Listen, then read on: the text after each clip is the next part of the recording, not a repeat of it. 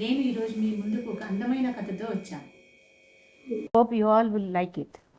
అదొక అందమైన అడవి. పచ్చని చెట్లతో, మేఘాలు కమ్మిన కొండలతో, గలగల పారే సెలయేరులతో ఎంతో అందంగా ఉండేది. అందులో ఒక ఏనుగుల గుంపు నివసిస్తూ ఉండేది. సరదాగా ఆనందంగా విహరిస్తూ నివసిస్తూ ఉండేది. అందులో ఒక పిల్ల ఏనుగు చెంగుచెంగుని ఎగురుతూ అడవంతా తిరుగుతూ ఇతర జంతువులతో పక్షులతో ఆడుకుంటూ ఉండేది. కానీ దాన్ని తల్లి ఏనుగు ఇతర పెద్ద ఏనుగులు ఎప్పుడూ దగ్గరలో ఉండి గమనిస్తూ ఉండేది. ఇది మాత్రం మన బుజ్జి ఏనుగు చిరాకుగా ఉండేది. గమనిస్తూ ఉంటే తనకు స్వతంత్రం లేనట్టు అనిపించేది. వాటిని కోపంగా నా వెంట రావద్దు అని అరిచేది. అవి మాత్రం ఒక నవ్వు నవ్వి, నువ్వు ఇంకా చిన్నపిల్లలు, ఈ అడవి ఎంత భయంకరమైనదో నీకు తెలియదు, శత్రువులు ఎక్కడ నుంచైనా రావచ్చు, మనం చాలా జాగ్రత్తగా ఉండాలి అని నచ్చ చెప్పేది. కానీ దానికి మాత్రం ఎప్పటికైనా వీరందరికీ దూరంగా స్వతంత్రంగా ఆ అడవిలో తను ఇంతవరకు చూడని ప్రదేశాలను చూసి ఆస్వాదించాలని నిర్ణయించుకుంది. మరుసటి రోజు ఏనుగుల గుంపు విహారంలో ఉండగా మన బుజ్జి ఏనుగు పిల్ల అటు ఇటు చూసి ఎవరూ చూడట్లేదని గమనించి ధైర్యంగా వేరొక ప్రక్కకు వెళ్ళి అలా వెళ్తూ వెళ్తూ చాలా ముందుకు వెళ్ళిపోయింది. అన్నీ చూసుకుంటూ వెళ్తూ చాలా ఆనందంగా ముందుకు సాగిపోయింది. చాలాసేపటి తర్వాత అలసిపోయింది, ఆకలి వేసింది, అమ్మ గుర్తుకు వచ్చింది. ఇంకా తిరిగి వెళ్దామని వెనుదిరిగింది. ఎటు వైపు నుంచి వచ్చిందో గుర్తుకు రాలేదు. అటు ఇటు చూసి తిరుగుతూ దారి కోసం వెతుకుతూ భయంతో చెమటలు పట్టింది. ఏడుపు వచ్చింది. అమ్మా అమ్మా అని అరుస్తూ తిరిగింది.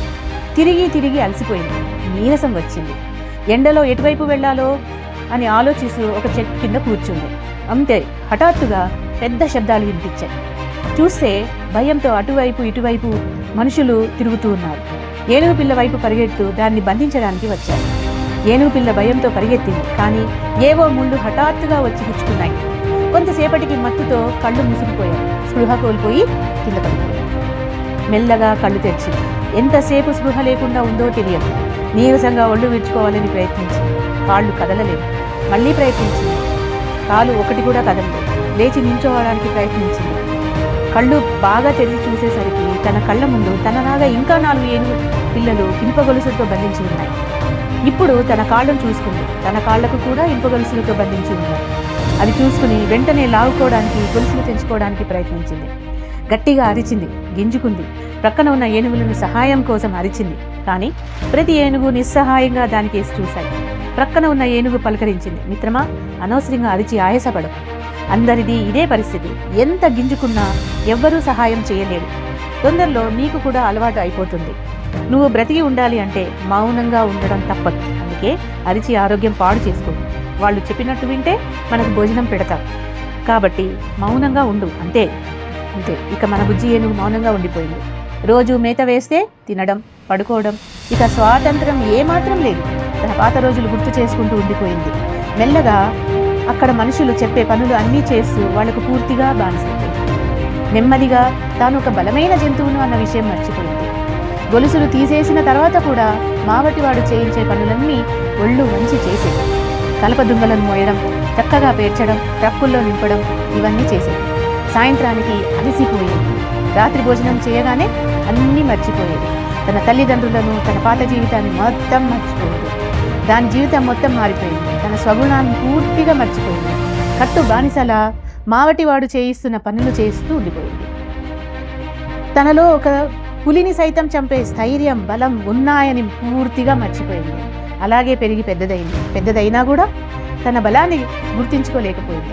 ఒక అబ్బాయి తన కెమెరాతో ఫోటోలు తీయడానికి వచ్చాడు. తాను అడవిలో ఏనుగులను, పలు సంఘటనలు ఏనుగుల బలాన్ని వీడియోలు చేశాడు.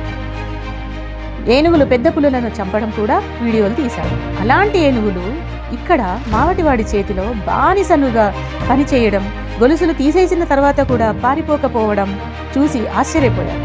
ఇది ఎలా సాధ్యం అని ఆ మావటివాడిని అడిగాడు. మావటివాడు సమాధానం ఇలా చెప్పాడు, అతి చిన్న వయసులో ఉన్నప్పుడే వాటిని తెచ్చి వాటికి శిక్షణ ఇచ్చి వాటిని ఇలా అలవాటు చేయడం వలన ఇది సాధ్యం అయింది అని మావటివాడు చెప్పాడు. కనుక చిన్నతనంలో తల్లిదండ్రులు తమ పిల్లలను వాళ్ళు పెద్ద అయ్యాక ఎలా ఉండాలి అనుకుంటారో అలా శిక్షణ ఇస్తే వాళ్ళు అలానే తయారు అవుతారు. వారి వారసత్వ లక్షణాలను పూర్తిగా కోల్పోతారు. ఇందులో ఆ చిన్న ఏనుగుని పెద్ద అయ్యే వరకు వాళ్ళ మాట విని బానిసలుగా ఎలా తయారు చేస్తున్నారో అలా పిల్లలు తయారు కాకుండా వాళ్ళ స్వగుణం పోగొట్టుకోకుండా ఉంచడం టీచర్లది మరియు పెద్దలది బాధ్యత.